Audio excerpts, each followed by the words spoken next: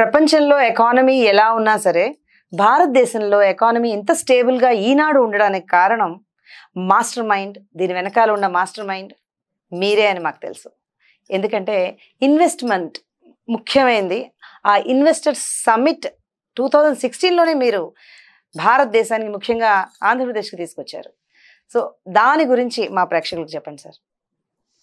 As a transport economist కింద 195 countries నేను research చేసి ఇండియాలో మిస్సింగ్ కాంపోనెంట్స్ ఏంటి అనేది స్టడీ చేయడం జరిగిందండి. సో అందుకని చెప్పి 60 సంవత్సరాల భారతదేశ చరిత్రలో 60-70 సంవత్సరాల చరిత్రలో 1947 నుంచి మనం ఎప్పుడు కూడా ఇన్వెస్టర్ సమితి అనేది మనం చేయలేదు. అందుకని దాదాపుగా 16 అవర్స్ నేను ఏపీ ముఖ్యమంత్రి చంద్రబాబు నాయుడు గారి ఆఫీస్లో ఇన్విటేషన్ మీద నేను 2 days ఒమన్ నుంచి వచ్చి ఆ చీఫ్ సెక్రటరీ వాళ్ళందరితో కూర్చొని మనం డిస్కస్ చేసి end to end process investor summit చేయాలని ప్రపోజ్ చేయడం జరిగింది. అసలు ఇన్వెస్టర్ సమిట్ 60 years నుంచి జరగలేదా?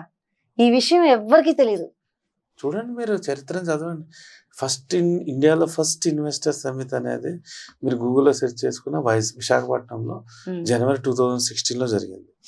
అక్టోబర్ 2015లో నేను దీనికోసమనే ఒమన్ నుంచి 2 రోజులు ముఖ్యమంత్రి చంద్రబాబు నాయుడు గారి ఆహ్వానం మీద వచ్చి చీఫ్ సెక్రటరీతో మొత్తం సిఆర్డి వాళ్ళతో అందరితో కూడా నేను దాని గురించి నా ఐడియాస్ 16 అవర్స్ మీటింగ్స్ చేయడం జరిగింది.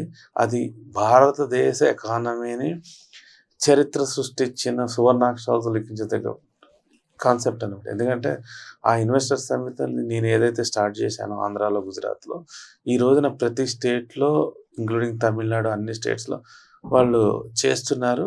దానివల్ల ఎన్నో ఇన్వెస్ట్మెంట్లు, foreign direct investments, FIIs liberalisation ద్వారా ఇండియన్ ఎకానమీ అట్రాక్ట్ చేయడం జరిగింది. దానివల్ల మన ఎక్స్పోర్ట్స్ కూడా పెరిగినాయి. ఈ రోజు జీడిపి గ్రోత్ కి అది కూడా one of the most important reason sir. Definitely. ఎందుకంటే ఇది ఒక్క స్టేట్ మన ఆంధ్రతో సరిపెట్టలేదు. తర్వాత ప్రతి స్టేట్ కూడా దీన్ని అడాప్ట్ చేసుకుంది, ఇంప్లిమెంట్ చేసింది. దానివల్ల మొత్తం రాష్ట్రాలన్నీ కూడా అంటే నా బ్రెయిన్ చైల్డ్స్ ఏవైతే ఉన్నాయో banking from home, investors Samit, Amaravati world class capital, vision 2020 for development of transportation sector, digital India, Hyderabad global city, cosmetic, ఇవన్నీ నా బ్రెయిన్ చైల్డ్. సో నా లక్ష్యం, నా ధ్యేయంకి భారతదేశంలో ఉన్న ప్రతి భారతీయుడు నెంబర్ 1 కింద ఈ దేశం ఎదుగుతూ ఉంటే వాళ్ళు ఈ టెక్నాలజీ యొక్క ఫ్రూట్స్ని కానీ లేకపోతే మనం దాన్ని వాళ్ళు అనుభవిస్తూ ప్రపంచంలోనే సూపర్ పవర్గా ఇండియా ఉండాలి. మనం వేరే దేశాలకు వెళ్ళడం కాదు, వేరే దేశాల వాళ్ళు మన దగ్గరకు వచ్చి పనిచేయాలి. ఇండియానే ఒక యూరోప్ కింద, ఒక దుబాయ్ కింద ఎందుకు చేయకూడదు అనేది నా మిషన్. Correct sir. ఇప్పుడు మిమ్మల్ని చూస్తుంటే నాకు ఇంకొక విషయం గుర్తొస్తుంది. మేధో వలస. ఒక రకంగా మీరు కూడా ఇంత మేధో సంపత్తి పెట్టుకుని కూడా ఎన్ఆర్ఐగా మారాల్సి వచ్చింది. అంటే ఫారెన్ వెళ్ళి కొన్నాళ్ళు చేసిన తర్వాత వాళ్ళు గుర్తించిన తర్వాత భారతదేశం వచ్చి మళ్ళీ ఇంప్లిమెంట్ చేశారు ఇవన్నీ కూడా. సో ఈ మేధో వలస అన్నది భారతదేశానికి ఎప్పటి నుంచో ఉన్న ప్రాబ్లం. దీని నుంచి బయటకు రావాలి. మన యూత్ ఎక్కువ ఉన్న, ప్రపంచంలోనే యూత్ ఎక్కువ ఉన్న భారతదేశానికి మీరు ఇచ్చే అడ్వైజ్ ఏంటి? లక్షల మంది లీడర్ని, ఎంటర్ప్రినర్స్ని క్రియేట్ చేయడమే దీని సొల్యూషన్ అండి.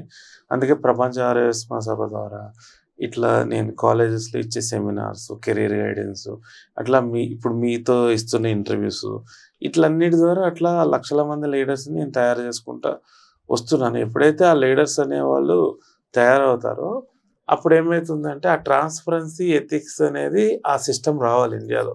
ఇప్పుడు గుర్తించని సిస్టంలో ఏమవుతుందంటే ప్రతి మనిషి కేవలం డబ్బు కోసమే పనిచేయడు. డబ్బు, గుర్తింపు 2 ఉండాలి.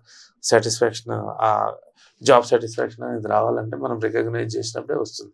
అందుకని ఆ వర్క్ కల్చర్ని మార్చడానికి ట్రై చేస్తున్నాం. మ్యాక్సిమం చూడండి ఐఐటీస్ నుంచి బయటకు వచ్చిన వాళ్ళందరూ మ్యాక్సిమం ఫారెన్ వెళ్తూ ఉంటారు. సో మేధస్సు డ్రైన్ అయిపోతుంది ఇండియాలో. అది కూడా ఒక కారణమా మన ఎకనామికల్ గ్రోత్ లేకపోవడానికి? ఎస్, అదే కదండి. ఇప్పుడు వాళ్ళు ఉండడం వల్ల America number 1 in the world అయింది. వాళ్ళు మన దగ్గర ఉంటే ఒక మైక్రోసాఫ్ట్ కంపెనీని మనమే ప్రొడ్యూస్ చేసేవాళ్ళం. ఇప్పుడు మనం వెళ్ళి వేరే వాళ్ళకి ప్రపంచంలో హెచ్పి కంపెనీని లేకపోతే ఐఫోన్ కంపెనీ, నా friend iPhone main master mind అనమాట ఈ స్టీవ్ జాబ్స్ దగ్గర. ఆయన కూడా మన యూఎస్ నుంచి వచ్చి నన్ను కలవడం జరిగింది. సో ఇక్కడ సరైన వర్కింగ్ అట్మాస్ఫియర్, సరైన గుర్తింపు, మనం ఎత్తి ఆ లక్షల కోట్ల లాస్ ఏదైతే ఈరోజు ఇండియా చూస్తుందో దాన్ని మనము ఆపగలిగితే ఈ అమెరికా కూడా మనల్ని స్టాప్ చేయలేదు ఫ్యూచర్లో.